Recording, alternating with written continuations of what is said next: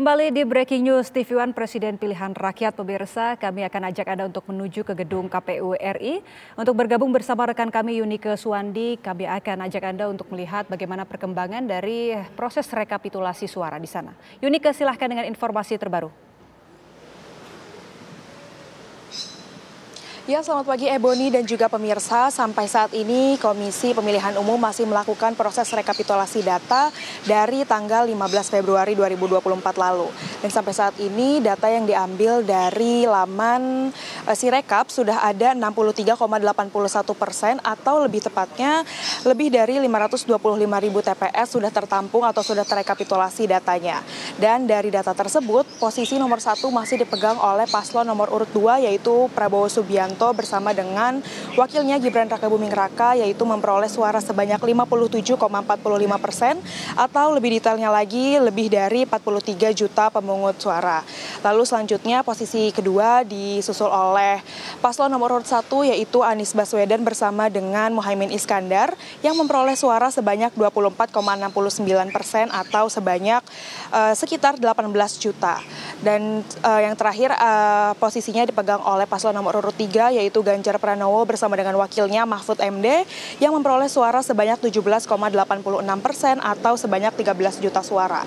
Namun pemirsa yang perlu diingat bahwa nilai-nilai ataupun persen yang tadi saya sebutkan bukanlah hasil akhir ataupun hasil final karena sampai saat ini sampai dengan tanggal 20 Maret 2024 mendatang nantinya masih dilakukan proses rekapitulasi data oleh pihak KPU dan juga pemirsa setelah dilakukannya tahap rekapitulasi barulah ada proses penghitungan suara ataupun penetapan hasil pemilu, dan penetapan hasil pemilu ini juga menunggu hasil ataupun surat putusan yang dibacakan oleh Mahkamah Konstitusi.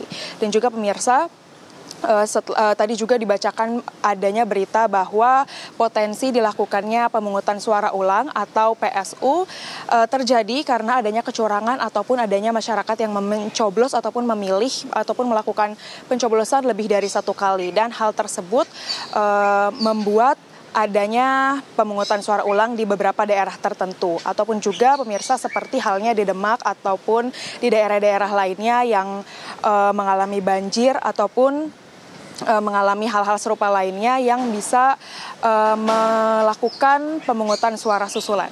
Sementara itu yang dapat saya laporkan, kembali ke Anda di studio Ebony. Baik, terima kasih Yunike Suwandi melaporkan langsung dari gedung KPU RI. Dan kembali kami akan lanjutkan dialog kami pemirsa, tentu yang menarik dan menjadi obrolan di publik adalah Sirekap, aplikasi yang digunakan KPU dan juga tadi yang menjadi sorotan dari setiap paslon. Oke, mungkin boleh ke Bang Habib dulu. Ya, tentu kan Sirekap itu kan bukan instrumen penghitungan resmi, itu kan alat bantu saja. Kita semua paham dan itu sudah dijelaskan, rakyat juga paham. Jadi kalau toh ada kesalahan input dan lain sebagainya, itu menurut saya ya dinamika. Ya. Namanya teknologi itu kan nggak bisa sempurna. Kalau yang saya dengar misalnya, ini kan perpaduan antara kesalahan manusia dan teknologi. Misalnya di BIMTEK itu disuruh menulis angka itu ya dengan semacam angka digital bentuknya. 0 itu berbentuk kotak, bukan 0 yang bulat gitu kan ya.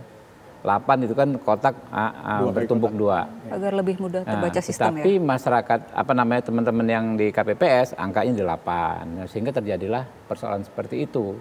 Nah, tapi tetap aja yang berlaku sekarang kan dihitung itu kan adalah real count yang sekarang berjenjang masuk di kecamatan mulai kemarin. Nah, itu saja sama-sama kita kawal.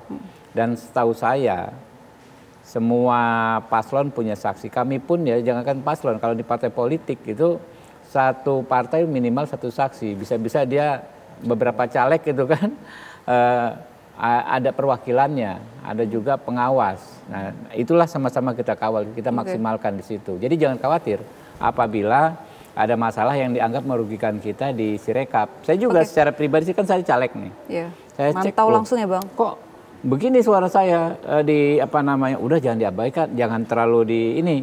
Karena memang Sirekap itu belum sempurna. Tapi secara umum saya pikir Sirekap ini hal baru yang cukup bagus, terobosan yang bagus. Kita bisa ngawal real count itu kalau lihat di Sirekap. Sirekap ada masalah kan menjadi warning bagi kita.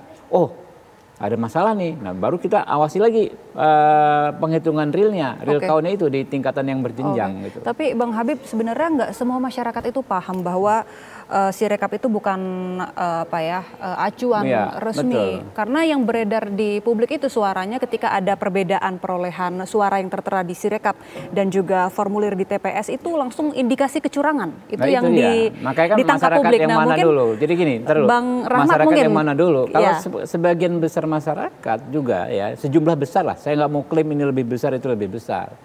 Menganggap nih pemilu sudah berlangsung dengan baik gitu loh. Kalau toh ada kesalahan, ya kesalahan. Bukan kecurangan yang berpengaruh terhadap hasil gitu loh. Tapi mungkin kita dengarkan dari pihak Bawaslu ya. Bang Rahmat mungkin bisa meluruskan apa yang terjadi di Sirekap ini. Iya. Walaupun ini tugasnya KPU, mereka harus menjelaskan. Karena Bawaslu yang mengawasi KPU. Jadi karena kami mengawasi, kami tanyakan sama teman-teman KPU. Jadi ini terobosan. Tetap pada saat pembahasan di rapat dengan pendapat, ini adalah di RDP, ini adalah alat bantu. Yang dipakai dalam undang-undang adalah manual berjenjang.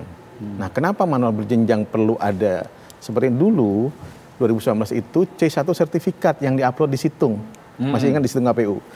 Kalau C1 sertifikat bentuknya itu adalah salinan dari C plano. Salinan dari C plano. Sekarang yang diupload oleh Sirekap adalah C hasil yang plano itu, yang ada biting-bitingnya itu. Ada juga yang sudah tulisan juga ada. Tapi sorry, Bawaslu punya nggak model Sirekap? Katanya error tuh sekarang. Ya kami nggak bisa akses. Siwaslu atau apa gitu-gitu? Siwaslu lagi error karena memang yang paling bagus ya KPU. Kalau saya akui sistem informasi yang paling bagus karena teman-teman KPU sudah memulai dari dulu ya pasti lebih bagus. KPU aja masih ada masalah. KPU aja masalah bagi Siwaslu. Berkaitan dengan Sirekap ini Bang, spesifiknya sudah adakah rekomendasi Bawaslu ke KPU? Sudah, ini lagi jalan saran perbaikannya ya.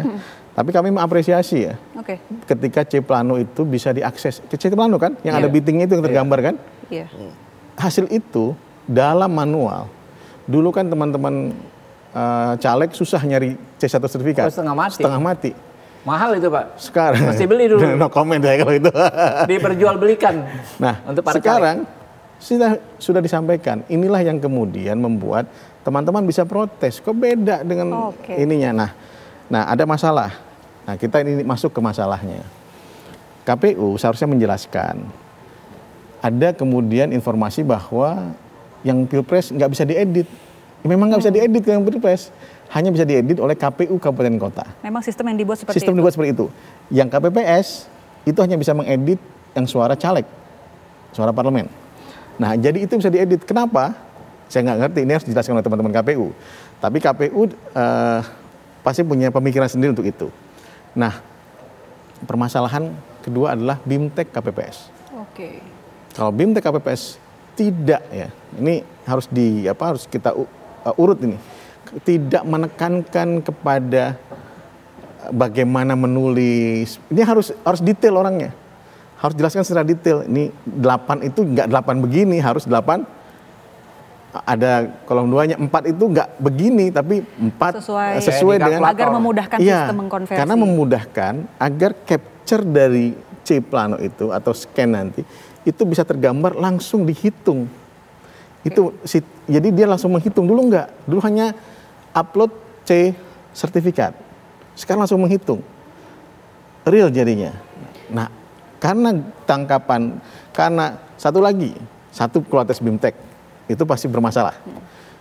Kedua, kualitas HP masing-masing. Iya, betul. KPPS atau kualitas scan masing-masing KPPS. Itu masalah juga. Ini karena teknologi itu tidak bisa kemudian dengan persiapan yang kurang. Teknologi itu harus dengan persiapan yang... Itu HP-nya dibeliin KPU atau masing-masing? Sendiri-sendiri masing-masing. Oh ya pantas. Ini artinya kalau dari Bawaslu mungkin melihat Sirekap ini bukan masalah utama, tapi justru di BIMTEK. Di BIMTEK, kemudian juga... Iya, seharusnya kan diedit. Misalnya suara-suara, kalau tidak salah di Jakarta kayaknya, ada berapa ribu tiba turun suaranya. Karena belum diedit. KPPS ngedit satu-satu itu.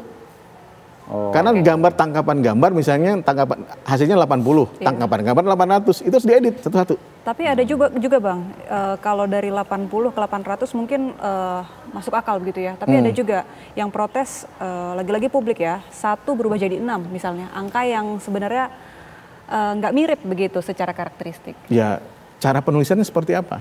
Oke. Itu juga harus dilihat. Berarti kembali lagi ke Kembali petugas di lagi. lapangan berarti. Misalnya ada, kalau nggak salah ada satu pasangan calon 80.000, pasangan calon 800.000. 8 angkanya mulai. Padahal satu nih, TPS aja DPT 300 nggak maksimal. mungkin, makanya dari situ saya ada 8.000, 80.000. Ini gimana? Oh mungkin tangkapan layarnya atau kualitas HP-nya, image yang tergambar dalam kualitas HP ataupun kualitas scan itu tidak terbaca oleh sistem. Mungkin selesai penghitungannya udah subuh itu kali. Iya, sudah itu kan harus diedit, harus laporan ke KPU Kabupaten Kota untuk membuka editnya. Editnya lewat web, nggak bisa langsung, nggak bisa. Dia harus terkontrol oleh teman-teman KPU. Memang harus begitu. Kenapa harus begitu? Agar hasil itu bisa dipertanggungjawabkan. Kalau misalnya kontrolnya tidak kuat seperti itu akan jadi masalah. Nah, memang di awal tentang Sirekap ini, audit dan lain-lain, kami juga mengerti sistem keamanannya KPU sekarang lagi diserang betul. Kemarin itu ada 3 juta,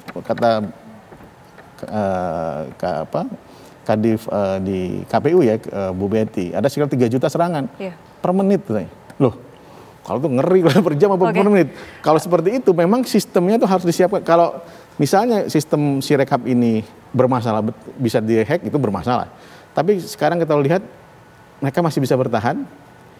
Itu menunjukkan sistem ini telah berjalan dengan baik. Oke, kurang lebih itu masalah yang dideteksi. Cuman masalah tadi, kami masalah juga mau minta tanggapan dari 0103 tadi Bang Habib sudah duluan. Namun usai jeda pemirsa tetaplah bersama kami di Breaking News TV One.